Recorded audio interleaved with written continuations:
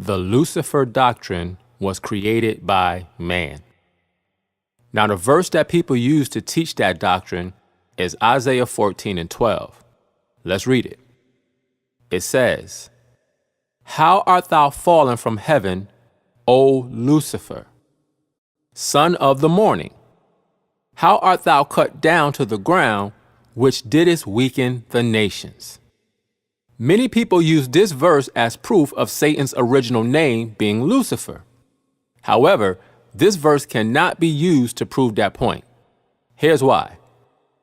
The Old Testament was written in Hebrew, but the word Lucifer in this verse is not a Hebrew word. It's a Latin word. Hebrew came before the Latin. So by default, Satan's name cannot be Lucifer because Lucifer is a Latin translation of the Hebrew. When the King James Bible was written, the translators took the Latin word Lucifer from the Latin Vulgate and they put it in the King James Bible. However, as you can see on the screen, the original word in Isaiah 14:12 in the Hebrew text is Hayalal, which means morning star. So, let me give you the history of what happened. When the Latin Vulgate was written in 382 AD, the Latin translators took the Hebrew word Hayalal, which means morning star, and they translated it into the Latin word Lucifer. In other words, if you want to say morning star in Latin, you would say Lucifer. So when they translated the Hebrew word Hayalal into the Latin word Lucifer, they were not trying to say that Satan's name is Lucifer. Because if that's the case, you would have to go back to the Hebrew, which came before the Latin, and call Satan Hayalal. But we know that nobody calls him that. See, all the Latin translators were trying to do was properly translate the Hebrew word Hayalal, which means morning star, into the Latin language. That's all they were trying to do. Now, here's what happened. Later on, when the King James Bible was being put together, the King James translators took the word Lucifer from the Latin Vulgate instead of using the earlier Hebrew text.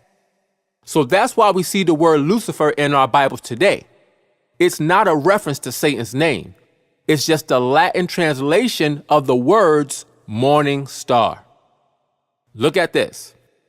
On the screen is an interlinear Bible with the Latin Vulgate on the left and the King James Version on the right. Now, look at verse 12. This is Latin. It says, Quomodo cecadisti de caelo Lucifer. Now, let's look at the King James Version next to it. It says, How art thou fallen from heaven, O Lucifer? Notice that all the words in the King James Version are English words except the word Lucifer. See, the King James translators took the word Lucifer directly from the Latin. They didn't translate it into English like they did all the other words. Because if they did, it would have said morning star instead of Lucifer. You can see the same word in both translations, which means that the King James translators used the Latin word.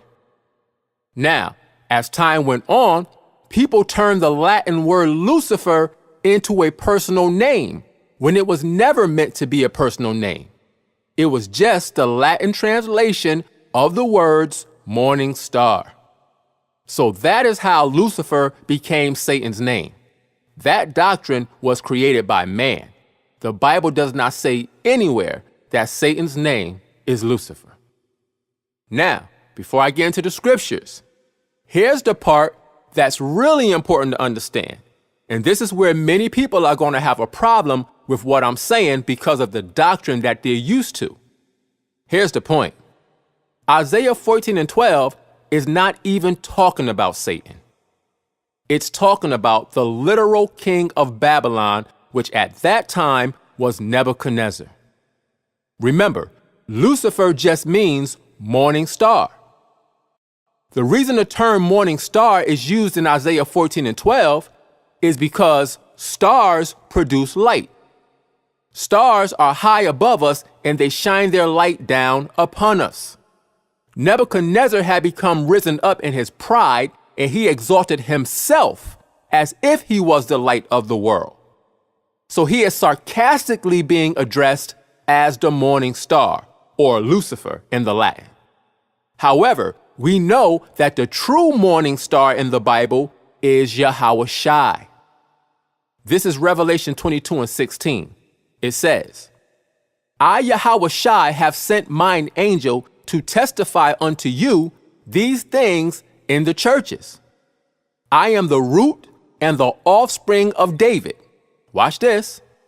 And the bright and morning star.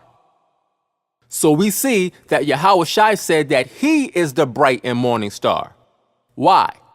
Because he is the one that gives the true light to the world. See, Nebuchadnezzar tried to exalt himself up into this position. However, the Most High appointed this position to his son, Yahweh Shai. This is John 8 and 12.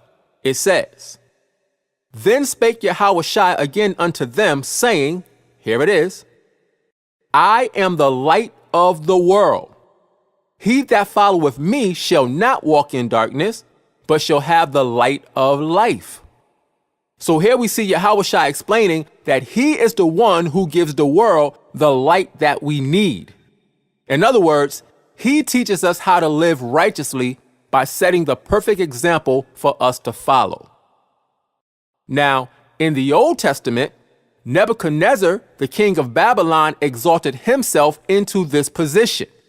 That's why he was called Lucifer, or morning star. It's like saying, you're so great, then how did you fall, Mr. Light of the World? So the Most High sarcastically referred to Nebuchadnezzar as the morning star because he thought he was greater than he actually was. Now, many people read Isaiah chapter 14 with a presupposition that won't allow them to see what it's actually saying. Since they already believe it's talking about Satan, they can't see that it's clearly referring to the literal king of Babylon, who again at that time was Nebuchadnezzar. So let's read the passage, but let's start in chapter 13 at verse 19. Here it is. It says, And Babylon, the glory of kingdoms, the beauty of the Chaldees' excellency, watch this, shall be as when the Most High overthrew Sodom and Gomorrah. So, what is the Most High talking about? He's talking about destroying Babylon. Verse 20, it says, It shall never be inhabited, neither shall it be dwelt in from generation to generation. Neither shall the Arabian pitch tent there, neither shall the shepherds make their fold there.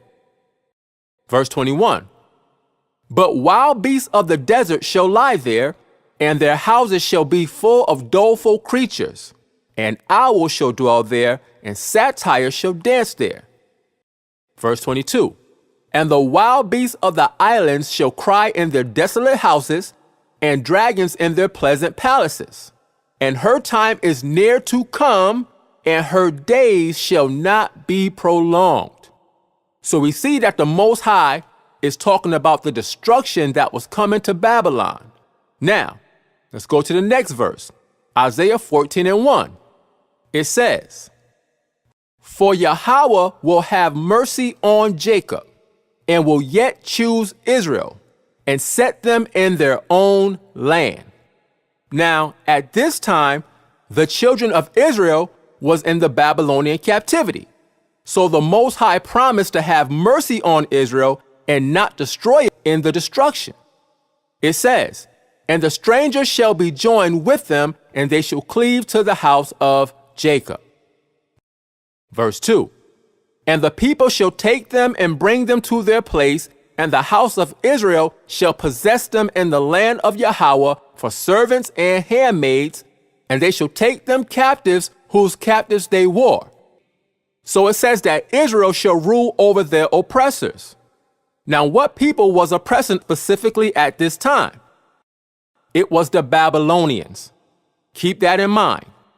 Verse 3, it says, "And it shall come to pass in the day that Yahweh shall give thee rest from thy sorrow and from thy fear and from the hard bondage wherein thou wast made to serve." So, when the Most High delivered from the hard bondage we're in, what we're going to do? Verse 4, it says, "That thou shalt take up this proverb against the king of Babylon." Stop. Against who? It says the king of Babylon. Does it say against Satan? No. This proverb is against the king of Babylon, the one who was oppressing. Now, who was the king of Babylon at this time? It was Nebuchadnezzar. Let's read it from the top of verse 4 again. It says, "That thou shalt take up this proverb against the king of Babylon." That's Nebuchadnezzar. It says, "And say," watch this, "How hath the oppressor ceased? The golden city ceased." Now, here we see that the king of Babylon is being called the oppressor. Why? Because at the end of verse 2, it says the Babylonians as a people was called the oppressors. Nebuchadnezzar was the king of Babylon, so he was called the oppressor because he was the ruler of his people. Verse 5, "Yahweh hath broken the staff of the wicked and the scepter of the rulers." So the Most High took the Babylonian empire down out of power. Why? Verse 6, it says, "He who smote the people in wrath with a continual stroke." See, Nebuchadnezzar was a tyrant, and he ruled over the people in anger.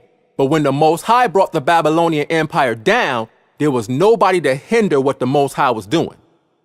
Verse 7, it says, "The whole earth is at rest and is quiet. They break forth into singing."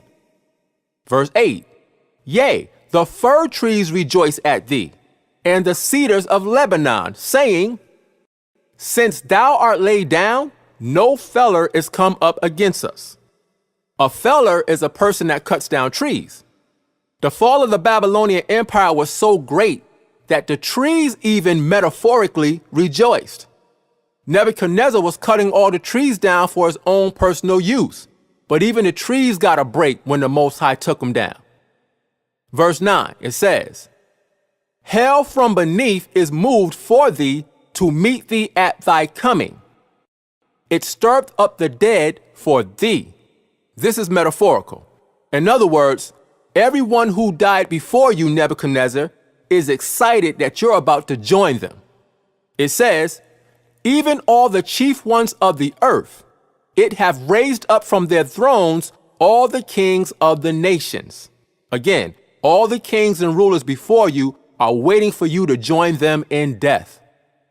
Verse 10, "All they shall speak and say unto thee, Art thou also become weak as we? Art thou become like unto us?" So all the kings that died before Nebuchadnezzar were going to point out that he lost his power just like they did. Verse 11, "Thy pomp," or thy pride, "is brought down to the grave, and the noise of thy vows," meaning all the festivals and the celebrations that you had, all that has ceased.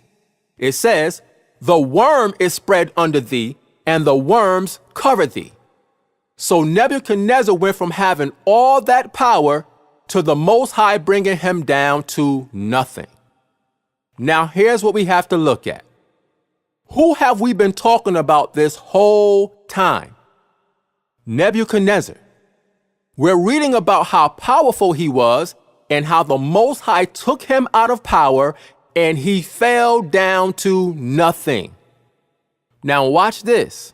Verse 12, it says, "How art thou fallen from heaven, O Lucifer, son of the morning?" You see that? This is where the assumption of this being Satan kicks in without people examining the entire text. We just read the whole thing in context and we saw that the whole chapter was talking about the fall of the Babylonian Empire and Nebuchadnezzar, its king. So when we get to verse 12 and we see the words, "How art thou fallen from heaven, O Lucifer?" The only reason to think that this is talking about Satan is because you have a pre-existing doctrine already in your mind. The person who was fallen for the first 11 verses was Nebuchadnezzar. So why would it change over to Satan in verse 12? Verse 12 is a continuation of the first 11 verses. However, because it says fallen from heaven, people just assume it's talking about Satan, but it's not. So, why does it say he fell from heaven? Watch this. This is Lamentations chapter 2 and verse 1. It says, "How have the Lord covered the daughter of Zion with a cloud in his anger?" So, this is talking about the Most High being angry with the children of Israel. Now let's see what he did to us. It says, "And cast down from heaven unto the earth the beauty of Israel, and remembered not his footstool in the day of his anger." You see that? It says that the Most High cast down from heaven unto the earth the beauty of Israel. Now, does that mean that the Most High took the nation of Israel up into heaven where he was, and then he threw down to the ground? Of course not. He cast down from heaven in the sense that he took from a high position and then he brought down to a very low position. That's the same thing that happened to Nebuchadnezzar. So when we see the words fallen from heaven, it's not literal. The Most High took Nebuchadnezzar out of a lofty heavenly position and brought him down to nothing. Let's go back to Isaiah 14 and 12.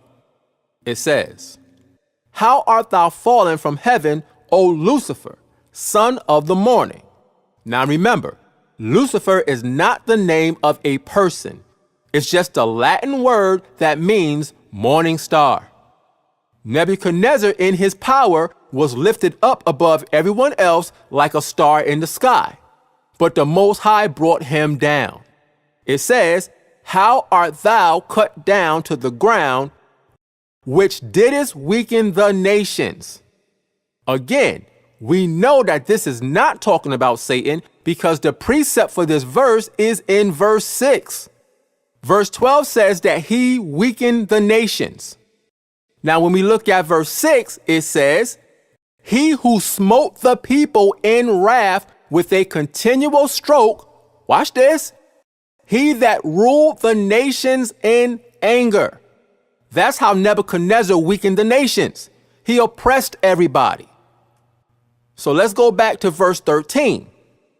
It says, "For thou, Nebuchadnezzar, hast said in thine heart," so we're dealing with pride now. It says, "I will ascend into heaven. I will exalt my throne above the stars of the Most High. I will sit also upon the mount of the congregation in the sides of the north." So we see Nebuchadnezzar's pride on display. I. Now this verse is not literal. This is not talking about somebody literally going into heaven and literally setting a throne above all the literal stars. It's not talking about that. This is metaphorical language that paints a picture of a prideful person who wants to be above everybody else, including the Most High. That's the mindset that Nebuchadnezzar had. Verse 14, it says, "I will ascend above the heights of the clouds." Here it is. "I will be like the Most High." So Nebuchadnezzar said he would be like the Most High. How? By attempting to rule over the whole world. And this is what Nebuchadnezzar thought he was going to do. His army had conquered so many people, he thought he was unstoppable. Verse 15, it says, Yet thou shalt be brought down to hell, to the sides of the pit, meaning the grave.